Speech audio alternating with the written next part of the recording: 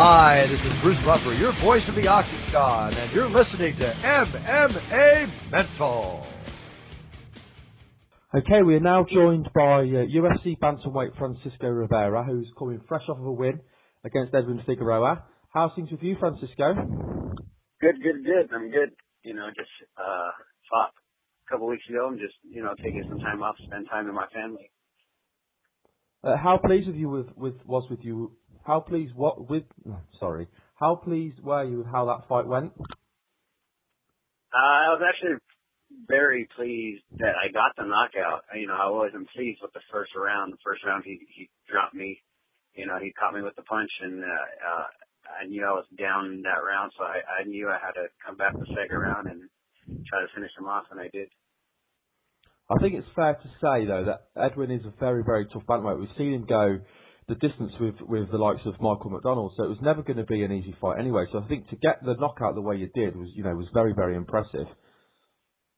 Yeah, definitely. He's a tough guy. He's never been knocked out or anything. His only loss was to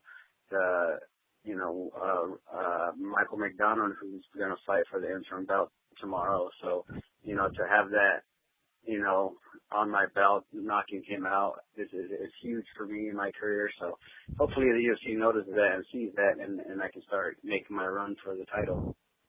How did you feel going into the fight?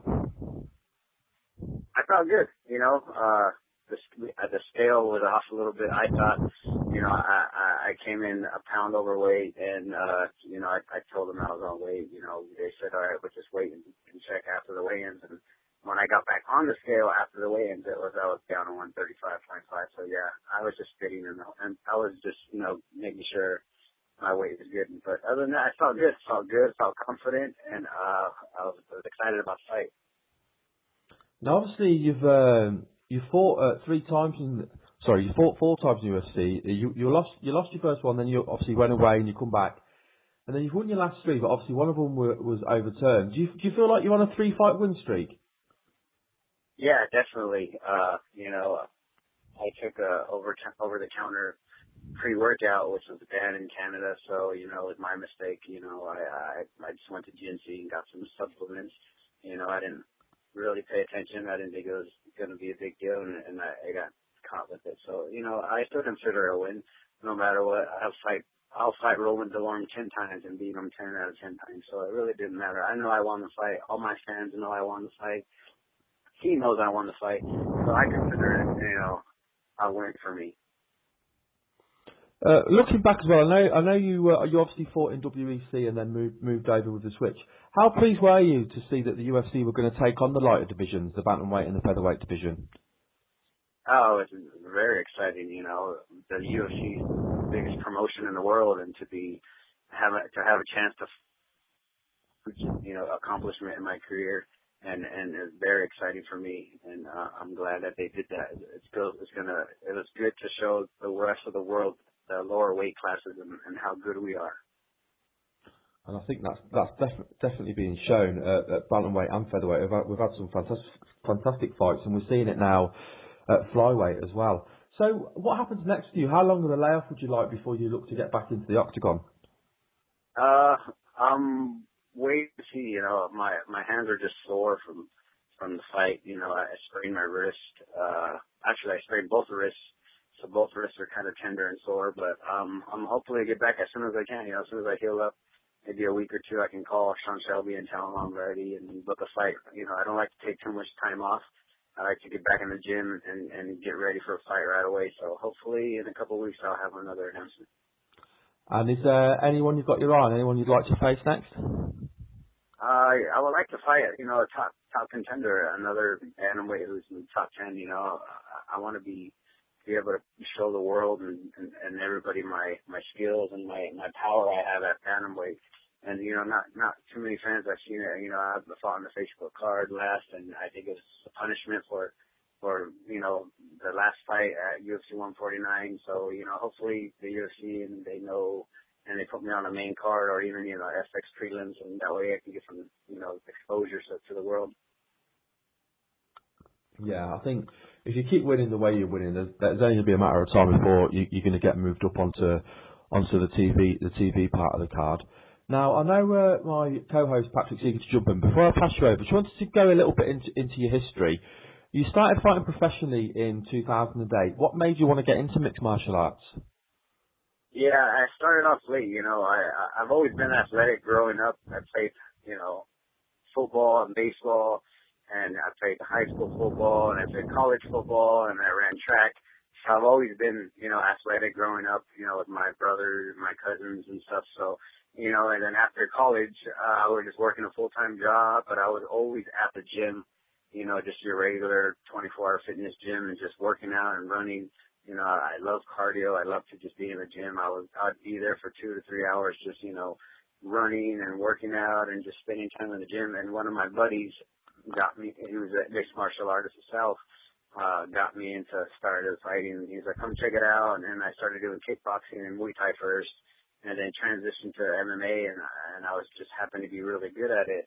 I've always had heavy hands, so, that's how it started. And then I did a few amateur fights and then transitioned to MMA and went professional.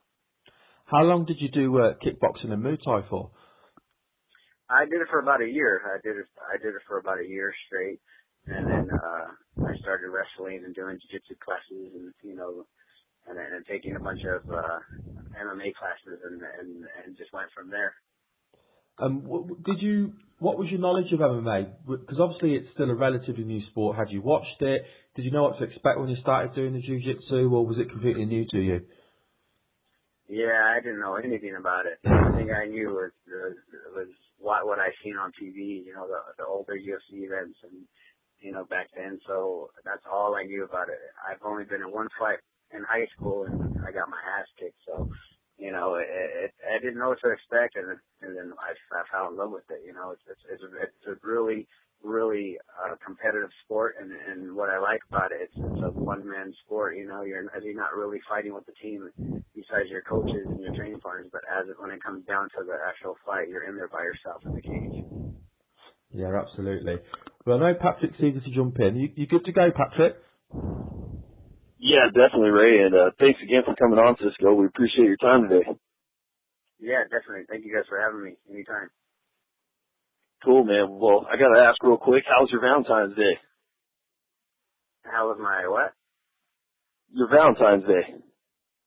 Oh, yeah, it was good. My girlfriend's pregnant. I'm expecting a daughter in April, so, she can't really do much. She's due in a couple months, so we just stayed home and just rest and watch TV. Oh, there you go. Well, hey, congratulations on your upcoming newborn. Getting back into MMA though, you looked real good against Edwin Figueroa. He had you hurt in the first, but you recovered. You showed a really good ground game on the top and on the bottom. Like you mentioned, you got that good knockout in the second round. You stopped him with some huge right hands, and you really showed a bit of everything in that fight. It's got to feel good in that respect. Yeah, definitely. People just really never got to see my ground or any takedowns. Most of my fights, I've knocked them out in the first round, or to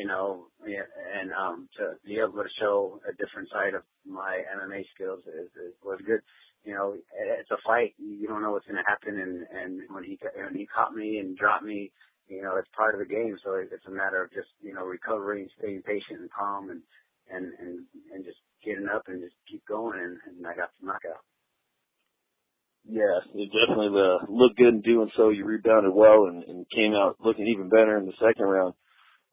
Now, you had mentioned contemplating retirement after your first 2 career losses. What prompted you to stay, and what adjustments did you make going forward from there? I got a new Muay Thai boxing coach. I started training more of my ground in jiu-jitsu, and my family was behind me, 100% telling me, don't quit, you're really good. Don't let these, it's part of the fight game, losing, and you got to accept the good with the bad. And I did, and I stuck to it, and I came back. It made me more humble, more stronger. I was hungrier now, and I was pushing myself in the gym harder than ever. I was 5-0 when I got called to the WEC to fight Erik Perez in a week's notice. So, it took a toll on me, that fight. My mind wasn't really in it. So I had to just refocus and get back in the gym and just stay confident. And that's what I did. Well, it's sure paying off as of the moment. I mean, since those 2 losses, you're undefeated in your last 5 fights. Before those fights, you won by knockout. Are you looking to get the submission next and keep displaying that groundwork, or are you just happy to keep getting those knockouts? If it happens, I would like to get a submission, but I will always take a knockout before a submission because people want to see knockouts. Submissions are fun and people like them also, but there's nothing better than someone knocking someone else out, and to be known for that and doing it, 7 out of my 11 fights is huge for me in my career. So I'm just going to keep going. Why change it up if I can just keep knocking guys out? Yeah, exactly, and that's definitely what the people love seeing. Speaking of things that people love seeing, I'm sure people would love to see this. You had said in a recent interview that you would like to coach the Ultimate Fighter Mexico against Erik Perez. Do you know if TUF Mexico is close to happening? Yeah, it's supposed to. They had the TUF Mexico tryouts.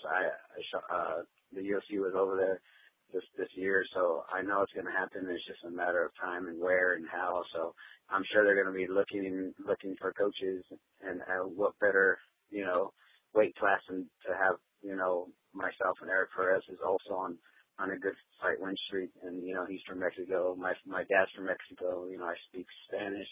To my dad and my mother and my family. I would be great and huge for me in my career. And I think it would be a huge fight for me and him. If they show our fights and promote it and maybe, play them on Fuel or whatever, people will see that would be a huge fight for the Hispanic community and the Latino, heritage coming up and a lot of Mexican-American MMA fans and it's huge in Mexico. So to be a part of that would be huge for me. Yeah, I definitely agree, and hopefully they do start putting some promo packages together and stuff like that, because I agree with yourself. If they put together some of those fights, play those fights a little more. I mean, there's a lot of stars they can build with a lot of the film that they have. Now I was thinking perhaps Takei Mizugaki. He's coming off a win in off of UFC in Macau. The China event that happened in November, I was thinking that'd be a good fight for you. If the next TUF Mexico and fighting Erik Perez doesn't pan out, is there anyone in particular you would like to take on? It's honestly, I'd love to fight one of the top bantamweights. Anybody who's a top bantamweight, in my opinion, would be huge for me. I think it's time that the UFC does that, and I think it's time. I train for somebody at that caliber who's known, who people love, who people love to see, and to put me against somebody like that, maybe like a Scarlett Jorgensen or Eddie Weinman or Michael McDonald, like those type of names of the bantamweight, would be huge for me. So, anybody in the top 10 that people know and obviously get more recognition than me. But, it would be huge for me. I definitely showcase my skills and be able to fight these guys and just, be able to, I think I can knock them out also. Oh yeah, and I think there's definitely a lot of good fights out there for you. Well, before we let you go, just one last question. You train out of let's see, it's United Mixed Martial Arts. Yeah, well, that's where I started my career. I'm at CSW now with Josh Barnett and Erik Perez out in Fullerton, California, and I'm also at All In MMA in Buena Park, California, which I do my Muay Thai and my kickboxing, and so I get my wrestling from Josh Barnett and Erik Perez and all my jiu-jitsu there with all those guys, and I have my strength and conditioning and body strength out in Brea. So that's my team right now, and it's been working for me, and I've been with them since. Very cool. Yeah, the results are definitely showing in your fights and inside the octagon. Well, we definitely appreciate you coming on and taking some time to speak with us, Cisco.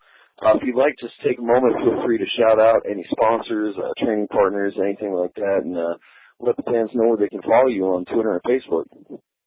Yeah, definitely. I want to give my sponsor, MMA Elite Girl Series, Alden over there, who's been taking care of me, and also my gyms at All In MMA in Blount Park, CSW with Coach Erik Perez and Josh Barnett in Fullerton, California. You guys can follow me on Twitter, twitter.com/Cisco Rivera UFC. The same for Facebook. It's Cisco Rivera UFC. You can find me on Twitter and Facebook and Instagram if you guys have Instagram. So that's huge right now. So definitely give me a follow and hope to talk to you guys again soon. Thank you very much for your time today, Cisco. It's been brilliant having you on the show. Thank you. Have a good one, Cisco. Thanks for coming on. You too. Bye. Bye.